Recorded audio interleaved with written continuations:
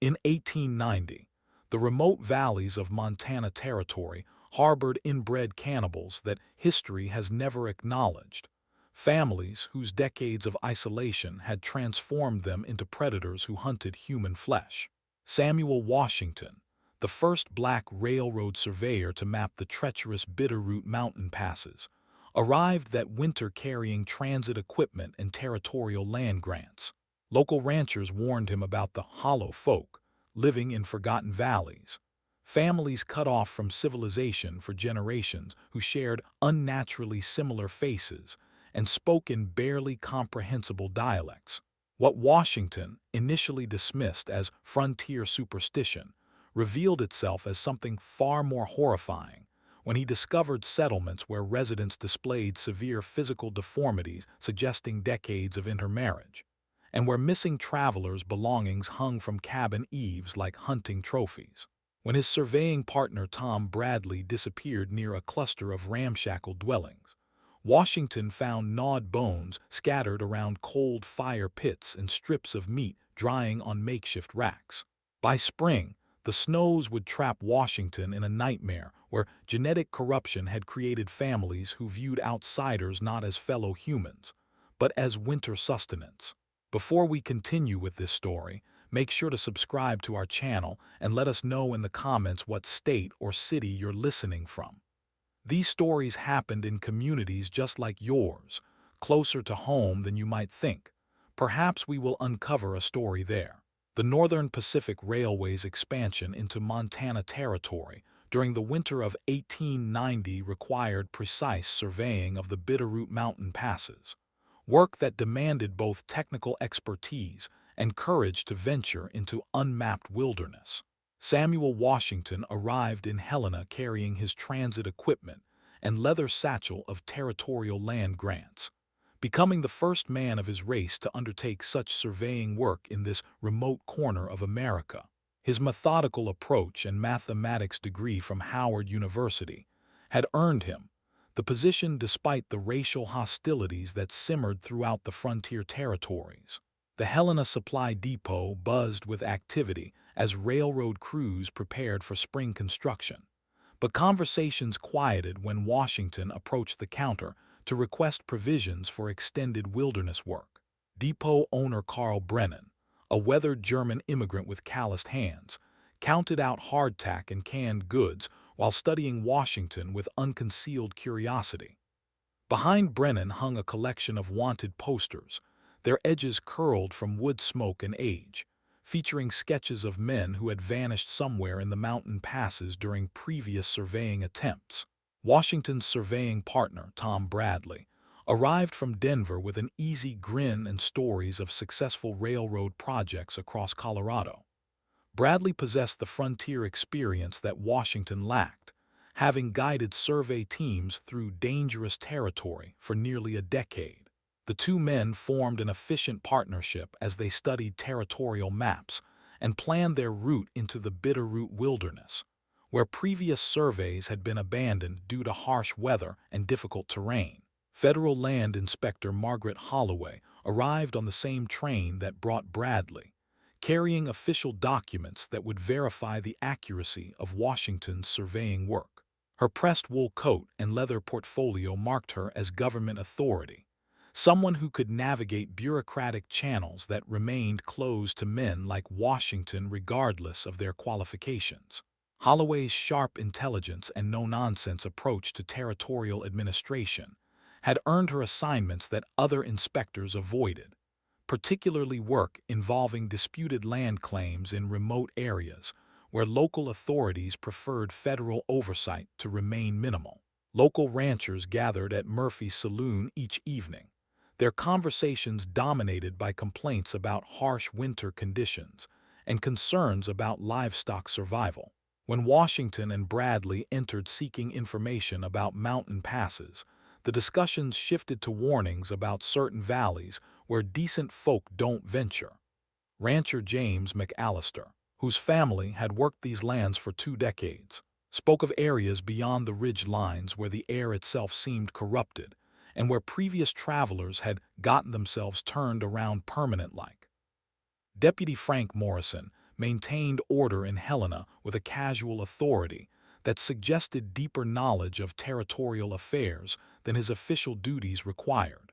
His conversations with Washington remained cordial but guarded, particularly when the surveyor inquired about missing persons reports filed by railroad contractors. Morrison's responses carried undertones of information deliberately withheld, as if certain subjects required careful navigation to avoid disturbing arrangements that kept the peace. Dr. Heinrich Müller operated the territory's only medical practice capable of treating serious injuries or unusual ailments. His cramped office above the general store, serving patients from settlements scattered across hundreds of square miles. His leather-bound ledger contained records of treatments for conditions that defied easy explanation, including multiple entries describing severe birth defects and behavioral disorders, concentrated in specific geographic areas. When questioned about these patterns, Mueller's responses became evasive, suggesting medical confidentiality while his eyes betrayed knowledge of circumstances that extended beyond normal physician responsibilities. Washington began his surveying work by establishing base measurements from known geographic points, his careful calculations creating the foundation for accurate mapping of unexplored territory. The mathematical precision required for railroad construction demanded exact measurements of elevation changes and grade percentages, work that consumed entire days as Washington and Bradley advanced deeper into mountain valleys where no official surveys had been completed. Settlement patterns emerged that violated basic principles of frontier logic, with clusters of buildings constructed in locations lacking water access or arable land.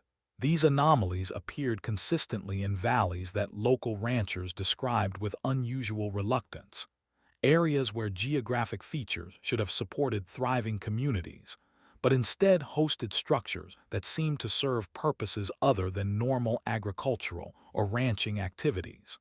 Bradley's natural curiosity led him to investigate these irregular settlements, while Washington focused on technical surveying work.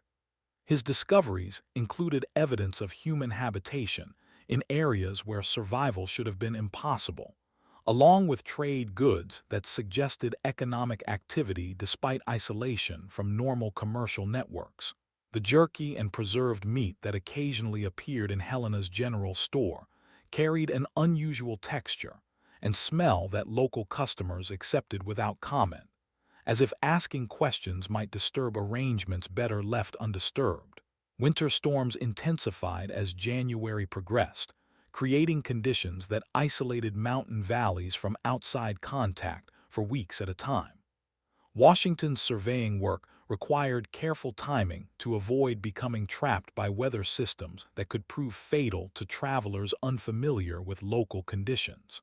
The partnership between Washington and Bradley grew stronger as they navigated these challenges, their different backgrounds and skills combining effectively to overcome obstacles that had defeated previous surveying attempts. Strange sounds echoed from valleys that maps indicated should be uninhabited, suggesting human activity in areas where survival seemed impossible.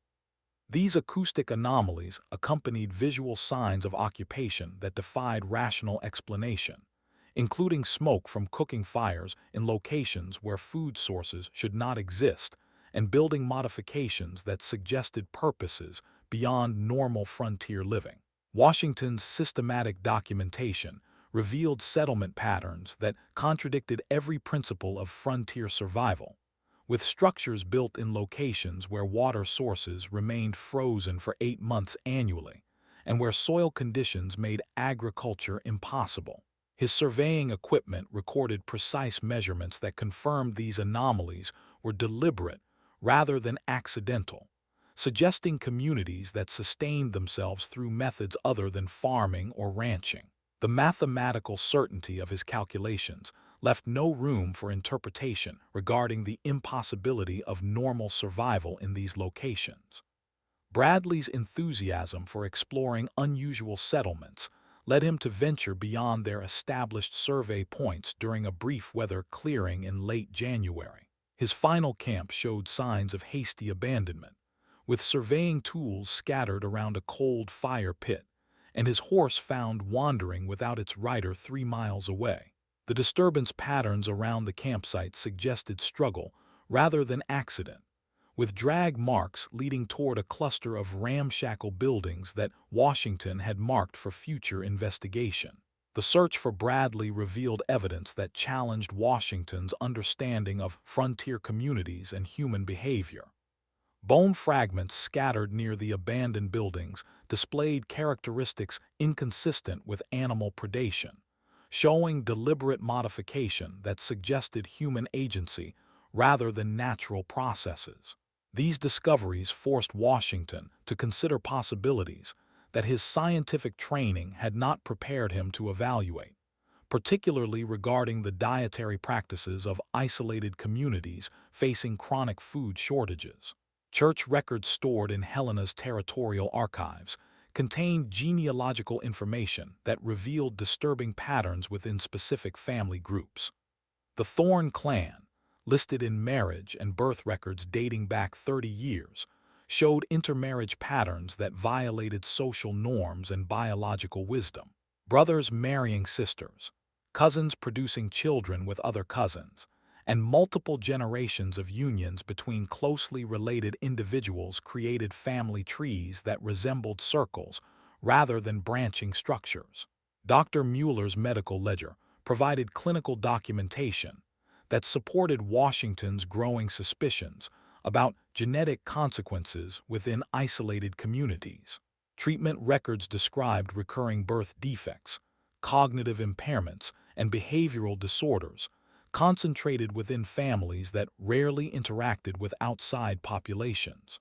The physician's careful notes detailed conditions that modern medicine would recognize as results of severe inbreeding, but his 1890 understanding attributed these ailments to environmental factors rather than hereditary causes. Washington's investigation of the main Thorne settlement required careful approach through terrain that offered little concealment from observation. The cluster of buildings sat in a valley where normal settlement would be impossible, surrounded by rocky slopes that provided natural barriers against outside intrusion. Smoke rose from multiple chimneys despite the absence of visible firewood, suggesting fuel sources that conventional frontier logic could not explain. The patriarch Ezekiel Thorne ruled over a community of more than 40 individuals who shared facial features that indicated extensive genetic overlap between family lines. Their physical appearances revealed the biological costs of decades of intermarriage, with multiple individuals displaying cognitive limitations, physical deformities, and behavioral patterns that suggested profound social isolation. Thorne himself embodied the accumulated genetic damage of his lineage, while maintaining authority through combination of physical intimidation and traditional patriarch control. Catherine Thorne represented the youngest generation of this isolated community, her relative youth having protected her from the most severe genetic consequences that marked her older relatives. Her desperate desire to escape the family structure provided Washington with crucial information about survival methods that the community had developed during harsh winter months when conventional food sources became unavailable. Her testimony revealed systematic hunting practices that targeted outsiders who ventured into their territory during vulnerable conditions. The full scope of the Thorne clan's survival strategy became clear through Catherine's reluctant explanations and Washington's careful observation of physical evidence. Winter food shortages had led to deliberate predation upon travelers, railroad workers, and previous surveyors who became isolated in mountain valleys during severe weather. The community had developed methods for preserving human flesh that sustained them through months when normal food sources remained inaccessible. Evidence of this systematic predation included personal belongings from missing individuals that decorated the Thorne buildings like hunting trophies. Bradley's surveying instruments hung from a cabin wall alongside items that belonged to travelers who had disappeared over the previous decade. The community treated these possessions as proof of successful hunts rather than reminders of criminal activity, suggesting moral frameworks that had evolved in isolation from normal social constraints. Deputy Morrison's knowledge of the Thorne situation became apparent through his careful avoidance of certain topics and his reluctance to investigate missing persons reports that involved the mountain valleys.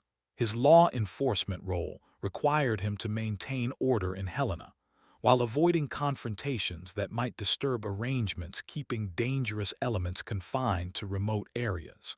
The deputy's complicity took the form of willful ignorance rather than active participation, but his failure to investigate created conditions that allowed the predation to continue. Dr. Mueller's medical relationship with the Thorne community involved treating genetic conditions while ignoring evidence of criminal activity that sustained their survival. His physician's oath required him to provide medical care regardless of patient circumstances, but his detailed knowledge of their situation made him complicit through silence. The doctor's records documented the progressive genetic deterioration within the community, while carefully avoiding direct references to their predatory behavior. Washington's documentation of these discoveries required careful preservation of evidence that could convince territorial authorities to take action against the Thorne community. His surveying training provided methods for systematic record-keeping that would satisfy legal requirements, while his personal integrity demanded justice for Bradley and other victims.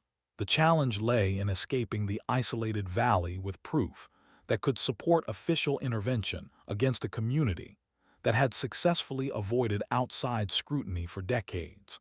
Washington's discovery of the Thorne community's predatory practices placed him in immediate danger, as Ezekiel Thorne recognized the threat that outside documentation posed to their isolated survival system. The patriarch's weathered face hardened with calculation as he observed Washington's careful note-taking and measurement of evidence that could expose decades of systematic hunting. Thorne's authority over his extended family became apparent through subtle gestures that positioned younger males around the valley's exit routes, creating barriers against Washington's departure with incriminating information. Catherine Thorne's desperation to escape her family's genetic and moral prison provided Washington with crucial intelligence about mountain paths that avoided the main trails where her relatives would expect pursuit. Her intimate knowledge of seasonal weather patterns and hidden water sources offered survival advantages that Washington's surveying skills alone could not provide. Together, they planned an escape route that utilized Catherine's familiarity with terrain features and Washington's mathematical ability to calculate distances and elevations under dangerous conditions. The preservation of Bradley's remains and surveying equipment required careful strategy that balanced respect for the dead with practical necessity for legal evidence. Washington's scientific training enabled him to document the condition and location of his partner's body, using methods that would satisfy territorial court requirements, while his personal grief demanded justice through proper legal channels rather than frontier vengeance. The recovery process took precious time as Thorne family members began systematic searches of the valley for their unwilling guests. Washington's winter survival skills, developed through careful study of frontier techniques and enhanced by his methodical approach to problem-solving, proved essential during the escape through mountain passes during severe weather conditions. His ability to calculate safe routes using surveying principles, combined with Catherine's knowledge of seasonal cave shelters and protected valleys, to create a path toward civilization that avoided areas where the Thorne family maintained hunting territories. The journey required careful management of limited food supplies and constant vigilance against pursuit by family members familiar with every geographic feature of their domain. Catherine's testimony during their flight revealed the full scope of her family's moral deterioration and the systematic nature of their predatory behavior. Her accounts provided Washington with detailed information about specific victims, hunting methods, and the community's rationalization of practices that violated fundamental human decency. The young woman's courage in abandoning the only life she had known demonstrated that even within the most corrupted circumstances, individual conscience could overcome familial loyalty and genetic programming. Margaret Holloway's federal authority became crucial when Washington and Catherine reached Helena with evidence of the Thorn community's criminal activities. Her position within territorial administration provided access to law enforcement resources and legal mechanisms capable of addressing crimes that local authorities had ignored through willful negligence. Holloway's immediate recognition of the situation's severity led to rapid mobilization of territorial marshals and medical personnel, equipped to handle both the arrest of suspects and the documentation of evidence. The official investigation that followed Washington's report utilized his precise surveying records to locate the Thorn settlements and his detailed documentation to guide law enforcement through terrain that had previously protected the community from outside scrutiny. Territorial marshals, accompanied by federal investigators and Dr. Mueller under official compulsion, returned to the mountain valleys with legal authority to arrest surviving family members and gather evidence for territorial court proceedings. Dr. Mueller's forced testimony provided medical documentation that supported Washington's claims about genetic deterioration within the isolated community, while exposing the physician's complicity through years of willful silence. His detailed medical records became crucial evidence in establishing the community's condition and the systematic nature of their survival methods. The doctor's professional reputation suffered permanent damage as his failure to report suspicious circumstances became public knowledge through territorial court proceedings. Deputy Morrison faced official censure for his negligent handling of missing persons cases and his failure to investigate circumstances that proper law enforcement would have discovered years earlier. His knowledge of the Thorn situation without appropriate action demonstrated the institutional failures that had allowed systematic predation to continue unchecked. The deputy's career ended through reassignment to less sensitive duties, while territorial administration implemented new protocols for investigating remote area crimes. Catherine Thorn's integration into civilized society required extensive medical care and education to overcome the effects of genetic isolation and social deprivation. Her testimony before territorial courts provided essential evidence for prosecution, while her survival offered proof that redemption remained possible even from the most degraded circumstances. Medical treatment addressed her physical needs, while educational opportunities developed her intellectual potential beyond the limitations imposed by her family's isolation. Washington's detailed surveying reports became official territorial documents that preserved accurate records of frontier atrocities, while establishing new standards for governmental oversight of remote settlements. His methodical approach to evidence gathering and documentation provided a model for future investigations of similar situations.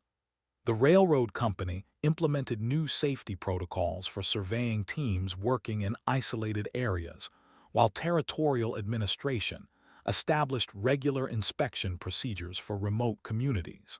The legal proceedings that resulted from Washington's investigation established precedents for territorial jurisdiction over isolated communities that claimed immunity from outside authority through geographic barriers. Court decisions affirmed governmental responsibility to investigate and prosecute crimes regardless of their remote location or the cultural isolation of perpetrators. These precedents influenced territorial law development and federal policies regarding frontier settlement oversight.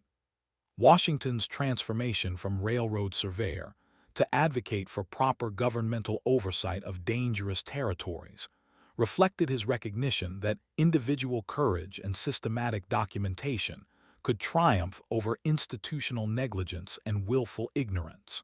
His testimony before territorial committees led to policy changes that protected future travelers and workers from similar predation, while ensuring that geographic isolation could never again provide immunity from legal consequences.